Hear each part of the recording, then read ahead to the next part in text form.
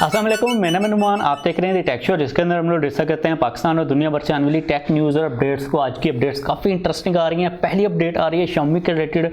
तो अभी recently Xiaomi के बैटरी के चार्जिंग के कुछ पेटेंट सामने आए हैं, जिनके अंदर कोई चीज़ मुझे समझ तो नहीं आ रही क्योंकि ये चाइनीज़ के अंदर है, लेकिन मैंने इसको स्टडी की है।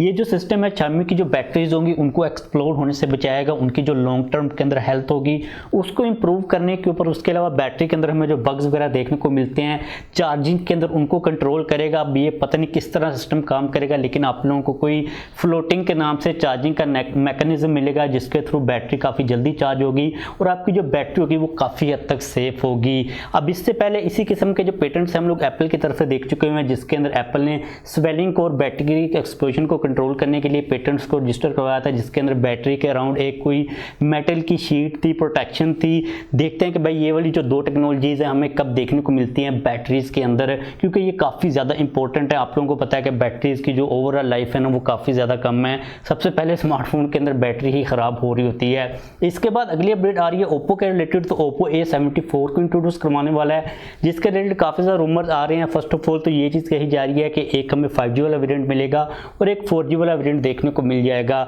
अभी रिसेंटली जो 4G वाला वेरिएंट है वो काफ़ी जगहों के ऊपर लिस्ट हुआ है। उसके अलावा उसका एक पोस्टर भी सामने आया है। अगर हम स्पेसिफिकेशंस की बात करते हैं तो हमें 1080p डिस्प्ले मिलेगा, स्नैपड्रैगन 662 का प्रोसेसर होगा, 48 मेगापिक्सल बैक साइड के ऊपर मेन सेंसर होगा, 5000 mAh की बैटरी के साथ हमें 33 वाट की जो फास्ट चार्जिंग की सपोर्ट देखने को मिल जाएगी। तो देखते हैं कि भाई ओप्पो कब आता है मार्केट के अंदर, क्योंकि अगर हम लोग एक चीज़ को नोटिस करते हैं ना कि पाकिस्तान की जो मिड रेंज की या फिर लोअर मिड रेंज की मार्केट है उसके अंदर ओप्पो इतना खास एग्रेसिव चल नहीं रहा होता, क्योंकि आप लोगों को पता है कि ओप्पो थोड़ा सा प्रीमियम चल रहा होता है। तो उस मार्केट के अंदर ओप्पो को मुझे लगता है कि थोड़ा सा अच्छी तरह कम्पीट करने की ज़रूरत है।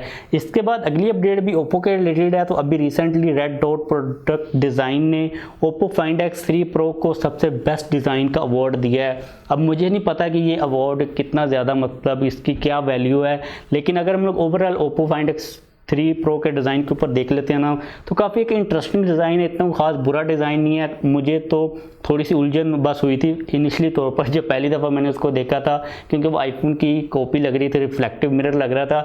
लेकिन ओवरऑल देखने के अंदर डिज़ाइन वाकई काफ़ी हद तक कूल है ही है। आप लोग नीचे कमेंट करना बताओ कि आप लोगों को कैसा डिज़ाइन लग रहा है। इसके बाद अगली अपडेट आ रही है हुआवे के HarmonyOS के रिलेटेड। तो आप लोगों में से काफ़ी ज़्यादा लोग वेट कर रहे हैं हुआवे के HarmonyOS का, लेकिन मुझे लगता है कि आप लोगों को भी थोड़ा सा और ज़्यादा वेट करना पड़ सकता है, क्योंकि उसकी जो बीटा अपडेट है 3 वो बहुत जल्द आने वाली है। और अगर बीटा अपडेट आ रही है तो इसका मतलब ये है कि जो फाइनल स्टेबल वर्जन है वो और लेट होगा, क्योंकि पहले बीटा वर्जन आते रहते हैं और जितनी देर तक बीटा वर्जन आते रहेंगे उतनी देर तक मतलब है कि भाई जो फाइनल स्टेबल वर्जन है वो नहीं आएगा।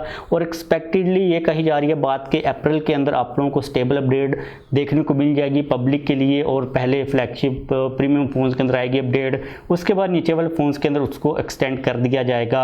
इसके बाद अगली अपडेट काफ़ी इंटरेस्टिंग आ रही है आईफोन 13 के रिलेटेड। तो अभी रिसेंटली कुछ पैनल्स फ्रंट वाले ग्लास के वो लीक हुए हैं, जिनके बारे में कहा यह जा रहा है कि आईफोन 13 के जो 3 मॉडल्स हैं उनके पैनल्स हैं, फ्रंट के ऊपर जो नोच का साइज़ है वो काफ़ी ज़्यादा छोटा लग रहा है। इट मीन्स कि इस साल के अंदर एप्पल नोच को फाइनली ख़त्म करने वाला है, क्योंकि हम लोग फर्स्ट जनरेशन से सुनते आ रहे हैं कि अगले साल एप्पल नोच को छोटा करेगा, लेकिन एप्पल ने नोच को ख़त्म नहीं किया। लेकिन देखते हैं कि एप्पल इस दफ़ा कितनी नोच को ख़त्म करता है, क्योंकि जब हम लोग एक्चुअल में कंपेयर करेंगे आईफोन 12 के साथ इस नोच को तो तभी हमें पता चलेगा। लेकिन इन पिक्चर्स के अंदर इस एंगल से देखने के अंदर तो वाकई में नोच का जो साइज़ है वो छोटा लग ही रहा है। और एक अपडेट के बारे में तो हम लोग 2-3 दिन पहले बात कर चुके हैं कि हमें हाई रिफ्रेश रेट देखने को मिल जाएगा 120 हर्ट्ज का प्रो और प्रो मैक्स के अंदर। और जो बात की जा रही थी ना उसी अपडेट के अंदर कि हमें फ्रंट के ऊपर पंच होल देखने को मिलेगा, या तो फिर ये अपडेट ठीक है या फिर वो ठीक है या फिर ये गलत है या फिर वो गलत है, क्योंकि एक चीज़ ही ठीक हो सकती है।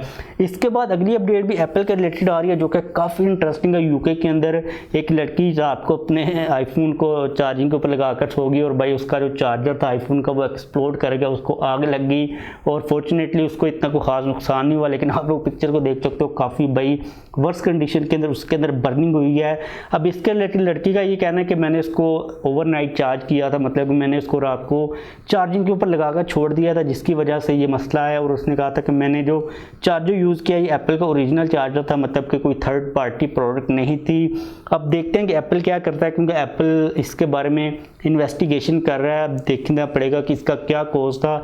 अब ये चीज़ भी कन्फर्म नहीं है कि ये किस मतलब मॉडल का चार्जर था, कोई नए आईफोन का था या फिर पुराने का था। लेकिन भाई इस किस्म के जो केसेस हैं ना वो तो होते ही रहते हैं। तो आप लोग कोई भी अगर फ़ोन यूज़ कर रहे हो किसी भी ब्रांड का है तो भाई उसको कभी भी ओवरनाइट चार्जिंग के ऊपर ना लगाएं, और स्पेशली तौर पर उसको अपने बेड के ऊपर ना रखें। मतलब कि इस लड़की ने बहुत बड़ी गलती की थी कि अपने बेड के ऊपर ही चार्जर को रखा हुआ था। तो ये गलती आप लोगों ने कभी भी नहीं करनी। अगर आपके चार्जर के अंदर कोई मसला ना भी हो, आप लोग ओरिजिनल चार्जर भी यूज़ कर रहे हो, तो जो हमारा इलेक्ट्रिकल पूरा सिस्टम है ना पाकिस्तान के स्पेशली तौर पर भाई वो तो काफ़ी ज़्यादा अनस्टेबल है। तो कोई शॉक वगैरह लगने की वजह से भी आपका जो चार्जर है वो डैमेज हो सकता है। तो ये चीज़ अपने माइंड के अंदर लाजमी तौर पर रखा करें। इसके बाद अगली काफ़ी इंटरेस्टिंग अपडेट आ रही है Xiaomi के रिलेटेड। तो अभी रिसेंटली Xiaomi ने एक टीजर वीडियो रिलीज़ की वीवो के ऊपर, जिसके अंदर वो कुछ कैमरा के लेंस की टेक्नोलॉजी को शो अप करवाने की कोशिश कर रहे हैं, जिसके बारे में कहा जा रहा है कि ये लिक्विड लेंस टेक्नोलॉजी होगी, जिसको Xiaomi Mi Mix जो सीरीज़ आएगी 29 मार्च को, जो भी इसका फोल्डिंग फ़ोन वगैरह आएगा उसके अंदर यूज़ करने वाला है। और इसके अंदर आप लोगों को बायोनिक फोटोग्राफी टाइप का एक्सपीरियंस देखने को मिल जाएगा। मतलब कि टारगेट यहाँ पर यह है कि हमारी जो आँख जिस तरह देखती है, फोकस करती है, कलर्स वगैरह को मैनेज करती है, उस किस्म का जो इफ़ेक्ट हो उस लेवल को थोड़ा बहुत अचीव करने की कोशिश की जाएगी इस लेंस के थ्रू। तो देखते हैं ये कितना ज़्यादा सक्सेसफुल हो पाता है। और एक और इंटरेस्टिंग बात Mi 11 ये जो अभी आने वाले अल्ट्रा में भी या फिर प्रो, उसके अंदर कही जा रही है कि आप लोगों को कोई एडवांस टाइप की बैटरी की टेक्नोलॉजी Xiaomi प्रोवाइड करने वाला है, जो कि फ़ोन को काफ़ी थिन भी रखेगी और वो काफ़ी ज़्यादा अच्छी कैपेसिटी, मतलब कि ओवरऑल जो बैटरी की कैपेसिटी उसको इम्प्रूव करेगी और आपके फ़ोन को वो टेक्नोलॉजी काफ़ी ज़्यादा फास्टली चार्ज करेगी। एक्सपेक्टेड कहा जा रहा है कि 120 वाट की जो फास्ट चार्जिंग है वो हमें देखने को मिल जाएगी। प्लस यहाँ पर एक और चीज़ एडिशनल भी है कि Xiaomi Mi 11 अल्ट्रा के अंदर कोई अपनी चिप को भी यूज़ करने वाला है। वो चिप क्या करेगी, कौन सा पर्पज़ सर्व करेगी, ये चीज़ तो कंफर्म नहीं है, लेकिन Xiaomi कोई अपनी तैयार करता चिप को यूज़ करने वाला है डेफिनेटली। तो भाई देखते हैं कि Xiaomi क्या क्या करता है, क्योंकि Mi 11 अल्ट्रा को लेकर ना जो मैक्सिमम पीक्ड आउट वर्जन होगा, काफ़ी इंटरेस्टिंग अपडेट्स आ रही हैं। इसके बाद अगली अपडेट आ रही है सैमसंग के रिलेटेड। तो सैमसंग काम कर रहा है DDR5 जो हमारी कंप्यूटर की मेमोरी की रैम होती है उसके ऊपर, जो कि 512 GB की होगी। और उसके बारे में ये चीज़ कही जा रही है कि उसके अंदर आप लोगों को तकरीबन 7200 MB पर सेकंड की स्पीड देखने को मिल जाएगी, जो कि काफ़ी एक क्रेजी चीज़ है। तो देखते हैं कि ये वाली जो रैम की मेमोरी एक्चुअल में कितनी ज़्यादा अच्छी तरह परफॉर्म करती है। लेकिन जो नंबर आ रहे हैं वो तो काफ़ी ज़्यादा इंटरेस्टिंग हैं ही हैं डेफिनेटली। इसके बाद अगली अपडेट जो हमारे पास आ रही है वो कोई भी नहीं आ रही, हमारी जो अपडेट्स हैं वो ख़त्म हो चुकी हुई हैं। तो इस वीडियो को भी ख़त्म करते हैं। जाने से पहले नीचे कमेंट्स करना लाजमी तौर पर बताइएगा कि आप लोगों को कौन सी अपडेट सबसे ज़्यादा अच्छी लगी। अगर आप लोगों ने वीडियो को लाइक नहीं किया तो लाइक कर दीजिए, चैनल को सब्सक्राइब नहीं किया हुआ तो चैनल को भी सब्सक्राइब कर लीजिए।